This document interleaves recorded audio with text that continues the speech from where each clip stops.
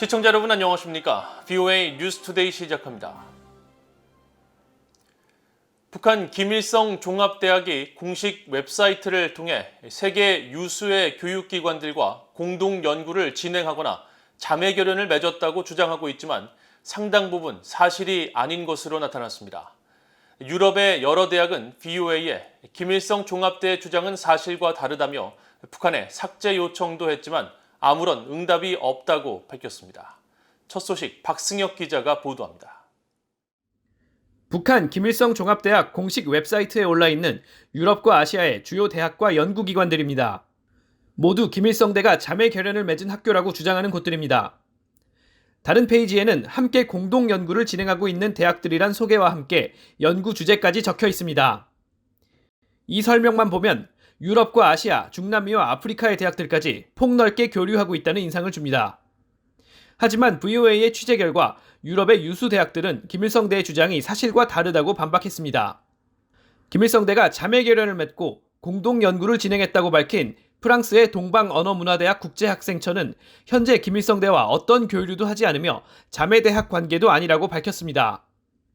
과거 한국어 전공 교수 한 명이 북한을 방문한 적이 있지만 지금은 은퇴했고 2017년 이후로는 김일성대와 아무 연관이 없다는 겁니다.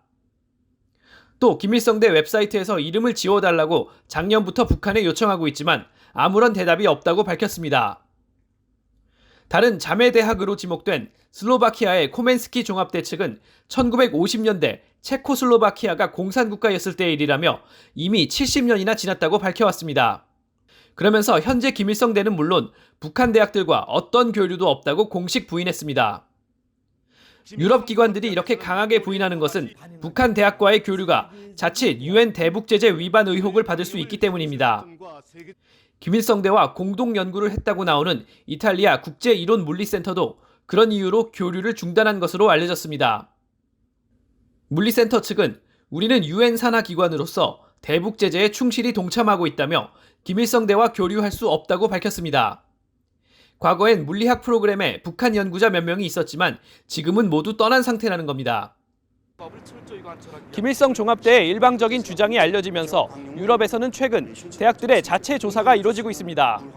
앞서 독일 훔볼트대, 체코 카를대, 벨기에 브뤼셀 자유대 등은 이미 지난해 김일성대와 아무 관계가 없다는 입장을 밝힌 바 있습니다.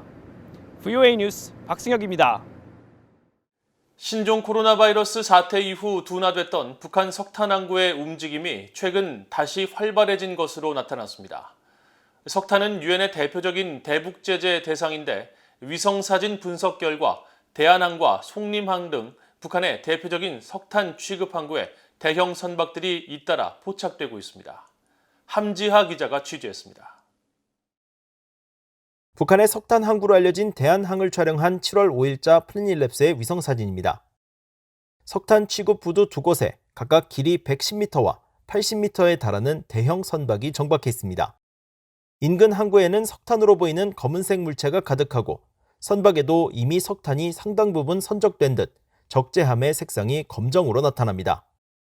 남포 송림과 더불어 대동강의 대표 석탄 항구인 대한항은 신종 코로나 바이러스로 북한의 국경 봉쇄 조치가 한창이던 2020년 이후 석탄 관련 활동이 크게 둔화 있었습니다.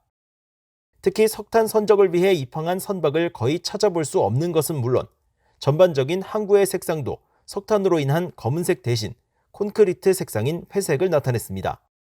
따라서 이번에 새로 포착된 대형 선박들과 검은색으로 뒤덮인 항구는 이곳의 석탄 활동이 일부 재개된 게 아니냐는 추론으로 이어집니다.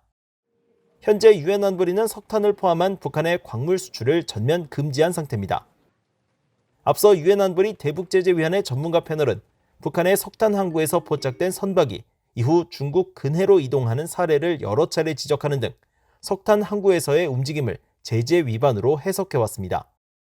선박들이 드나드는 북한의 석탄 항구는 또 있습니다. 앞서 VOA는 대한항에서 약 14km 떨어진 또 다른 석탄 항구 송림항에 5월 한 달간 다수의 화물선이 드나든 모습이 포착됐다고 보도한 바 있는데 지난 5일 촬영된 플래닛랩스의 위성사진에도 이곳에 총 3척의 선박이 머무는 장면이 담겼습니다. 이 가운데 한 척은 하얀색 포대로 보이는 물품을 하역하고 있었지만 나머지 두 척은 검은색 물체가 가득한 점으로 볼 때 석탄을 선적 중인 것으로 추정됩니다. 북한의 석탄 수출은 미국 등 국제사회가 대표적으로 지적하는 제재 위반 사례 중 하나로 유엔 대북제재위 전문가 패널은 올해 연례 보고서에서 북한 화물선들이 중국 저우산 인근 해역으로 석탄을 운송했다고 지적했었습니다. BOE 뉴스 함자입니다. 조 바이든 미국 대통령이 취임 후 처음으로 명예훈장을 수여했던 한국전쟁 참전용사가 미국 국방부의 영웅의 전당에 헌액됐습니다. 로이드 오스틴 국방장관은 지난 6일 국방부 청사에서 열린 영웅의 전당 헌액 행사에서 올해 95세 고령인 한국전쟁 참전용사 랠프 퍼켓 대령이 한국전쟁 등에서 국가가 요구한 것보다 더 많은 임무를 완수했다며 그의 헌신에 경의를 표한다고 밝혔습니다. 오스틴 장관은 1950년 한국전쟁 당시 퍼켓 대령이 중공군의 위치를 파악해 총격을 유도하며 스스로 위험한 고지 앞에서는 용기와 수류탄 파편을 맞은 뒤에도 작전을 지휘하다 위태로운 상황이 되자 부하들에게 자신을 두고 떠나라는 담대한 리더십을 몸소 보여주었다고 말했습니다. 퍼켓 대령은 그러나 고령에 따른 건강 문제로 이날 행사에는 참석하지 못했습니다. 미국 남부 조지아주 출신인 퍼켓 대령은 1943년 이등병으로 입대해 2년 후 육군사관학교에 입학했으며 1950년 8월부터 11월까지 한국전쟁, 1967년부터 1년간은 베트남 전쟁에 참전했다 1971년 전역했습니다.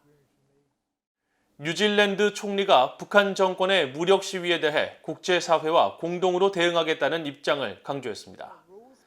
저신다 아던 뉴질랜드 총리는 7일 호주 시드니 로위 연구소에서 행한 외교정책 연설에서 뉴질랜드가 다자기구를 통해 국제질서 유지에 나선 사례들을 소개하며 북한 정권의 미사일 도발을 꼽았습니다. 아던 총리는 뉴질랜드가 유엔 안보리 결의안들을 명백히 위반하는 북한의 거듭된 탄도미사일 발사들이 영내 평화와 안정에 제기하는 위협을 규탄했다고 밝혔습니다. 아울러 올해 스페인 마드리드에서 열린 북대서양 조약기구 나토 정상회의에 인도태평양 국가들이 참석한 것도 국제질서 위협과 다자주의 도전에 대해 국제사회가 공동 대응한 사례라고 평가했습니다. 북한의 지난 10년간 대중국 무역 누적 적자액이 100억 달러를 넘긴 것으로 나타났습니다. BOA가 중국 해관총서 자료를 토대로 2012년부터 2021년까지 지난 10년간 북중 무역 수지를 살펴본 결과 이 기간 북한의 누적 적자액은 101억 368만 달러로 집계됐습니다. 북한은 지난 10년 동안 단 한 차례도 대중 수출액이 수입액을 앞지르지 못하면서 연속적으로 무역 수지 적자를 기록했고 이에 따라 적자 규모도 꾸준히 증가한 것으로 보입니다. 북한은 2012년부터 2016년까지 10억 달러 이하의 적자를 보였지만 국제사회가 고강도 대북 압박을 본격화한 2017년 16억 달러로 적자액 10억 달러를 넘겼으며 2018년과 2019년에는 각각 20억 달러와 23억 달러를 기록해 사상 처음으로 적자액 20억 달러 시대에 진입했습니다. 유엔 안보리는 2017년 북한의 핵과 미사일 실험 등에 대응해 북한의 수출품 가운데 90%를 차지하는 광물과 수산물, 섬유 제품 등에 대한 금수 조치를 단행한 바 있습니다. 영국에 정착한 탈북민들이 국제 종교자유회의에 연사로 참석해 북한 정권에 대한 강력한 압박과 북한 주민들의 종교 자유를 위해 노력해달라고 촉구했습니다. 북한 꽃제비 출신으로 영국에서 대학과 대학원을 졸업한 뒤 영국 의회에서 근무 중인 티머시 조 씨는 6일 런던에서 열린 2022 국제 종교와 신념의 자유 컨퍼런스 둘째 날 행사 중 의원들에게 영감 주기 토론에서 김정은 정권의 붕괴와 주민들을 위한 운동가 양성에 힘써달라고 말했습니다. 조 씨는 제레미 헌트 전 영국 외교장관이 사회를 보는 가운데 영국과 덴마크, 남아공의 현역 의원, 청중들을 상대로 이같이 당부하면서 혹독한 환경에서 자신이 생존한 것은 기독교인으로서 종교적 신념을 유지한 덕분으로 고난은 신념을 부수기보다 더 강하게 만든다고 말해 큰 박수를 받았습니다. 영국에서 북한 인권운동가로 활동 중인 박지현 씨도 전날 종교자유와 북한 인권이라는 주제로 한 연설에서 북한 주민들의 기본적 권리 보장의 중요성을 강조했으며 5일에는 영국 총리 관저를 방문해 북한 내 종교 박해와 인권 침해 실태를 전했습니다. 이상으로 BOA 뉴스투데이를 모두 마칩니다. 시청해주신 여러분 고맙습니다.